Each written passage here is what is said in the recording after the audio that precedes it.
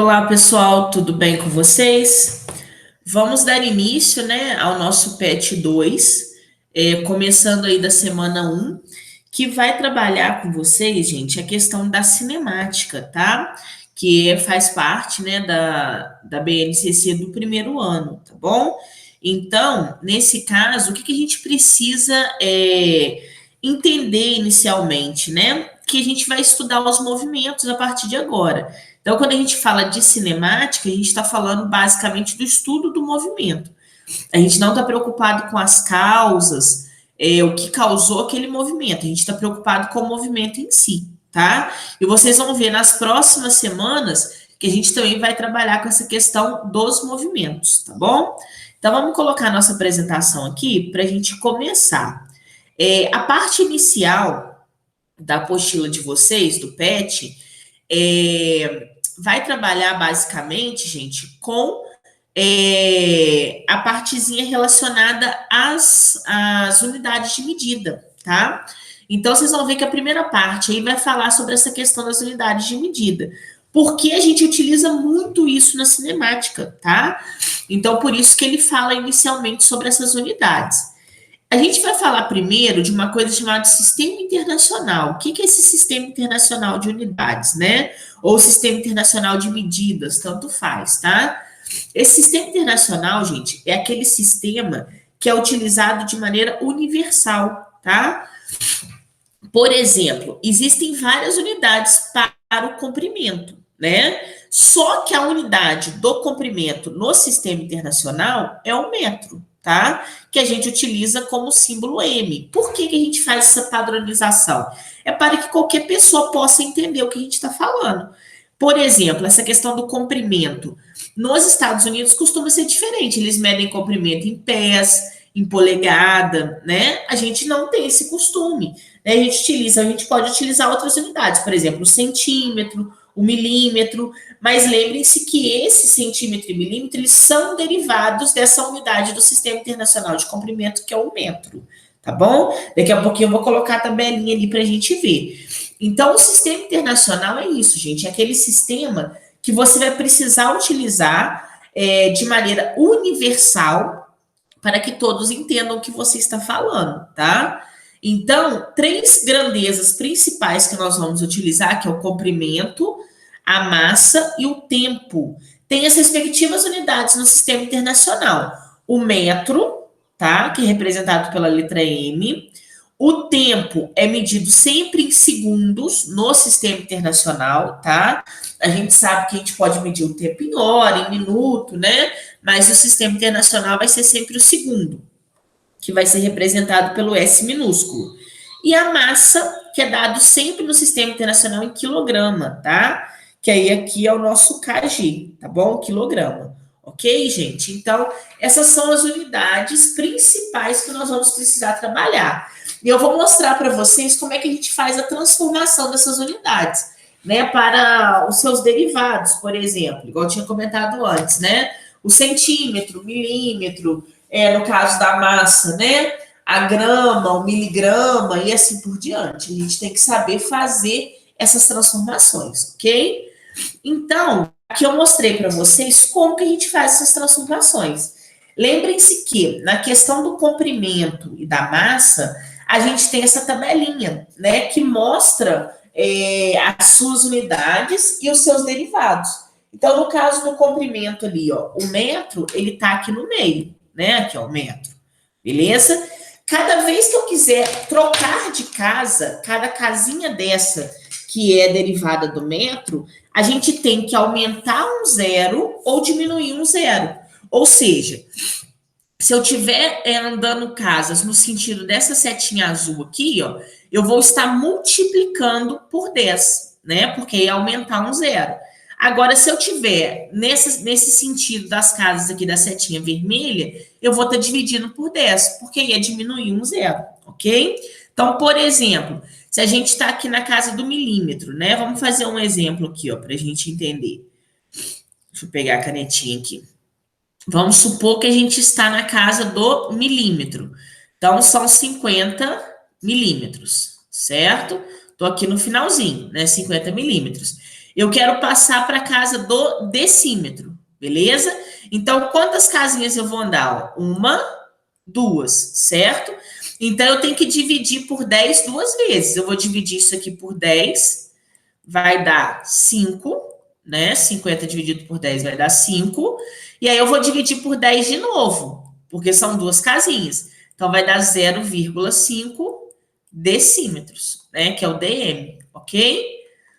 Ah, eu não aprendi a fazer assim, eu aprendi a jogar aqui na tabelinha. Não tem problema não, tá, gente? Isso aqui é só uma forma mais fácil de se fazer. Você pode pegar o seu 50 e colocar aqui, ó, né? E aí você completa com zerinho aqui na casa do decímetro. E a vírgula vai ficar aqui. Então, 0,5 ou 0,50 vai dar no mesmo, né? Então, lembrem-se que a gente multiplicou, que a gente dividiu, perdão, porque a gente estava indo no sentido da setinha vermelha. Agora, vamos supor que a gente tem isso aqui, ó. É 0,4 hectômetros.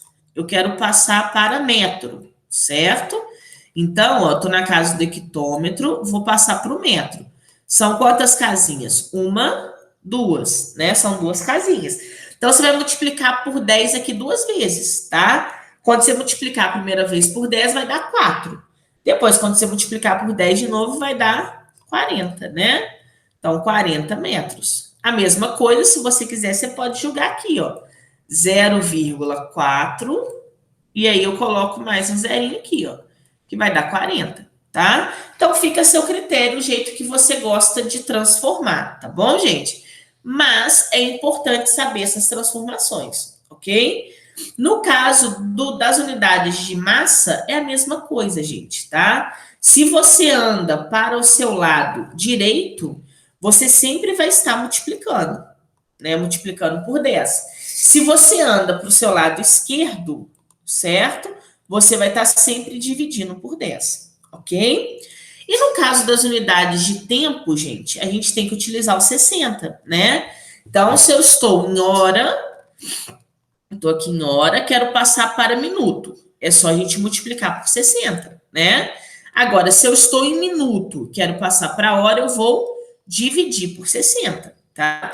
Da mesma forma que do minuto para segundo, a gente também vai utilizar o 60, tá bom? Agora, se eu quiser transformar de hora diretamente para segundo, aí a gente tem que ver que uma hora tem 3.600 segundos, tá bom? Então, essas são as unidades básicas que nós vamos utilizar. Uma outra unidade muito utilizada aqui, gente, é a questão da velocidade. Nós vamos aprender a calcular a velocidade daqui a pouquinho, tá? A velocidade, que é essa velocidade média que a gente vai trabalhar com ela sempre vai ser a razão entre o espaço e o tempo, certo? Daqui a pouquinho a gente vai voltar nisso. Mas, se ela é a razão entre o espaço e o tempo, a gente tem basicamente uma unidade para o sistema internacional, que é a unidade de comprimento, que é o metro, né? E a unidade de tempo, que é o segundo. Então, metro por segundo, beleza? Essa é a unidade de velocidade no sistema internacional, metro por segundo. Mas, né, a gente tem uma outra unidade que é muito utilizada, que é esse quilômetro por hora, né? Geralmente, quando a gente fala de velocidade, a gente vai falar em quilômetro por hora. Então, o que eu tenho que fazer para transformar, né? A gente utiliza um fator, que é o 3,6. De onde que vem esse fator? Lá da transformação de metro para quilômetro e de segundo para hora separadamente, tá? Mas aqui nós vamos utilizar o fator já pronto. Então, se você tem lá um valor em metros por segundo ou em quilômetro por hora, você utiliza o 3,6 para poder transformar. Por exemplo, está lá com 72 quilômetros por hora. Mas você precisa desse resultado em metros por segundo. Você vai pegar isso aqui e vai dividir por 3,6, certo? De quilômetro por hora para metro por segundo, a gente divide por 3,6. Fazendo essa divisão aqui, ó, isso aqui vai dar 20 metros por segundo, tá bom? Então, esse é o nosso valor da velocidade em metros por segundo. Agora, se eu estou em metros por segundo e quero transformar para quilômetro por hora, é só fazer a operação inversa, né, gente? É só multiplicar por 3,6, tá bom? Então, falando sobre a questão da velocidade, gente, a gente vai trabalhar basicamente com a velocidade média. Né? O que é a velocidade média? Ela é uma média de todas as velocidades que o carro ou o veículo, sei lá, qualquer coisa, obteve durante o percurso. Então, essa velocidade média não é aquela velocidade que o carro marca lá no velocímetro, certo? Aquela velocidade que o carro marca no velocímetro é a velocidade instantânea, porque ela se modifica a cada instante, certo? Então, se eu pudesse fazer uma média de todas essas velocidades, eu encontraria a minha velocidade média, certo? Mas claro que fazer isso dá muito trabalho, né? Então, como que a gente vai calcular a velocidade média? A velocidade média ela vai ser a razão entre o espaço que o móvel percorreu e o tempo que ele gastou para percorrer, certo? Lembrando que esse triângulo aqui, gente, é o delta, né? O que significa o delta? O delta significa variação. Então, toda vez que a gente for utilizar o delta, a gente tem que fazer o final menos o inicial, tá? Então, o espaço final menos o espaço inicial. O tempo, né? O delta T vai ser o tempo final menos o tempo inicial, sempre dessa forma, tá? Espaço final menos espaço inicial. Tempo final menos tempo inicial. E aí a gente descobre a nossa velocidade média, tá bom? Partindo dessa situação, gente, se a gente calcula a velocidade média de um determinado móvel e o móvel ele mantém essa velocidade por um certo intervalo de tempo, a gente vai estar trabalhando com um movimento que é uniforme, tá? Sempre quando a gente falar MU, significa movimento uniforme. O que é o movimento uniforme, gente? O movimento uniforme é aquela situação que o móvel vai ter sempre a mesma velocidade, ou seja, que a velocidade vai ser uma constante, tá? É claro que às vezes no nosso dia a dia é um pouco complicado da gente ver essa questão da velocidade constante, né? Mas ela existe. Por exemplo, uma escada rolante, a velocidade dela é constante, né? Ela não tem momentos de aceleração, ela sempre permanece com a mesma velocidade, tá? Então, essa velocidade permanecendo constante, isso vai nos resultar em quê, gente? Toda vez que o móvel tiver um movimento uniforme, né? Que é essa velocidade constante. Vai resultar que as distâncias percorridas pelo móvel sempre serão iguais, né? Ó, distâncias iguais, em intervalos de tempo iguais também, tá? Então, as distâncias vão ser iguais para intervalos de tempos iguais, beleza? E aí a gente vai trabalhar com um caso específico aqui, gente, que é o movimento retilíneo uniforme, né? O que é esse movimento retilíneo uniforme? Ele é chamado de MRU, que é o quê? Quando o móvel tem a velocidade constante e ele está percorrendo um caminho em linha reta, né? É geralmente um movimento que a gente faz, por exemplo, numa estrada, né? Quando a gente vai trabalhar em linha reta, ó. Então, esse deslocamento aqui, ó, é um movimento retilíneo. E ele é uniforme. Por que é uniforme? Porque o módulo da velocidade foi mantido constante, certo? Então, se o móvel começou aqui, o movimento, com uma velocidade de 20, até o final, ele vai ter velocidade de 20, ok? Por que a gente fala em movimentos retilíneos, né, nessa situação? Porque a gente vai ver que o inverso desse movimento retilíneo é o movimento curvilíneo. Então, mais para frente, a gente vai estudar isso, que é quando o carro faz uma curva, né, alguma coisa do tipo assim, ok? Isso a gente vai ver mais para frente, beleza, gente? E o movimento uniforme, ele tem uma formulazinha, que é que a gente chama de equação horária do movimento uniforme, tá? Que é essa daqui, ó. S é igual a S0 mais VT, certo? Onde S é a posição final, essa posição também a gente pode chamar de espaço, tá? E o S0 é a posição inicial, ou espaço inicial, certo? E o V é a nossa velocidade. O V é a velocidade e o T é o nosso tempo, certo? Então, essa é a formulazinha.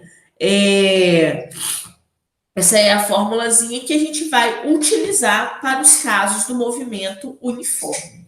Beleza, gente? Então, essa é a situação para o movimento uniforme. Agora, a gente vai ter que fazer alguns exercícios, né? O PET de vocês, ele tem 5 exercícios dessa primeira semana, tá bom, gente? Então, eu vou resolver aqui o número 4 e o número 5. E vocês vão fazer o número 1, número 2 e o número 3, tá bom? Eles estão distribuídos nas páginas 102, 103 e 104, ok? Vamos ver o que está dizendo o exercício 4? Então, nessa situação, gente, dessa primeira semana, o que eu preciso que vocês entendam é o que é um movimento uniforme, né? Que é aquele movimento com a velocidade constante.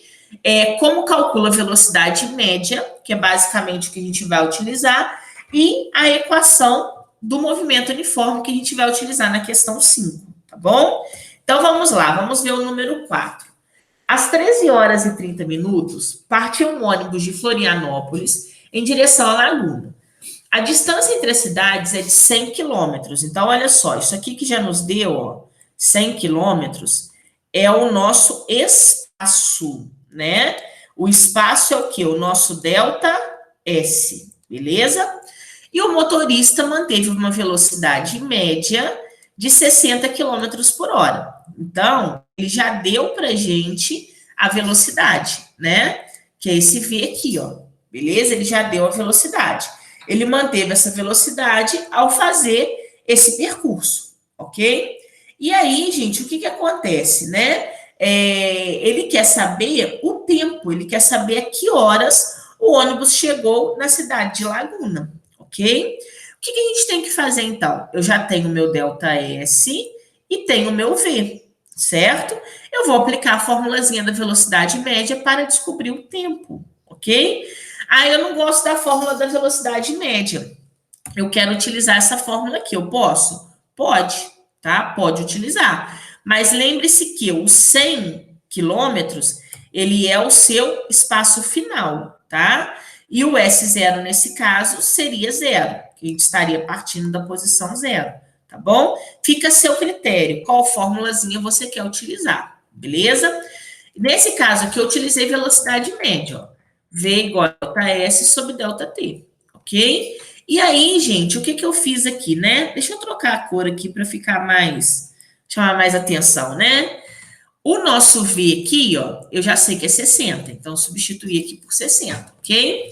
O delta S é 100 e o tempo é o que a gente quer. Então, vou passar esse delta T multiplicando e o 60 dividindo, né? Então, ficou 100 sobre 60, que aí eu tirei, ó, cortei esse zerinho com esse zerinho e simplifiquei por 2. Então, ficou 5 terços, né? Só que como a velocidade ela está em quilômetro por hora e o espaço vai estar em quilômetro, esses 5 terços vai sair em hora, beleza? Então, 5 terços da hora.